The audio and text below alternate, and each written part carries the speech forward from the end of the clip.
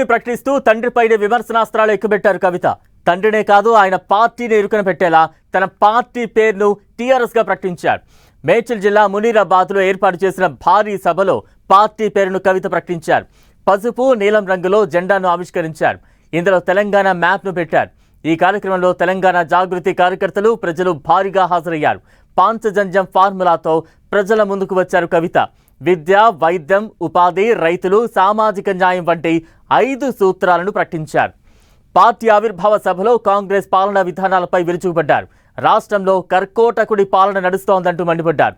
ఇటు బీజేపీ ఎంపీలను సైతం టార్గెట్ చేసి సవాల్ విసిరారు. అయితే మిగతా పార్టీలను విమర్శించిన తండ్రి, మాజీ సీఎం అయిన కేసీఆర్ పై కవిత చేసిన కామెంట్స్ ఇప్పుడు హాట్ టాపిక్ అయ్యాయి.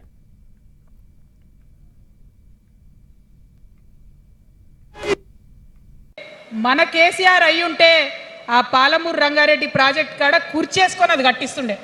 ఏం చేసినారు మారిన కేసీఆర్ గారు? పంజాబ్ పోయినరు, గుజరాత్ పోయినరు, బీహార్ పోయినరు. మేము మొత్తం రాష్ట్రంలో పీక్ కట్టలు కట్టాం, నేషనల్ పార్టీ పెడతామని పోయినరు తప్పితే తెలంగాణ ప్రజలను పట్టించుకోలేదు. పట్టించుకుని ఉంటే కేంద్రంతో గొడవ పెట్టుకోకుండా ఉంటే ఇవాళ పాలమూరు రంగారెడ్డి పారకపోతుండేనా?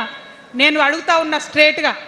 ఇన్ని రోజులు నేను ఎన్ని మాటలు మాట్లాడినా బీఆర్ఎస్ పార్టీ నాయకులు ఒక్కరు కూడా బయటకు వస్తలేరు, సమాధానం చెప్తలేరు. దీనికి మీరు సమాధానం చెప్పకపోతే ప్రజలే మిమ్మల్ని బయటకు లాగి సమాధానం చెప్పేటట్టు చేస్తారని కూడా ఈ సందర్భంగా నేను తెలియజేస్తా ఉన్నా.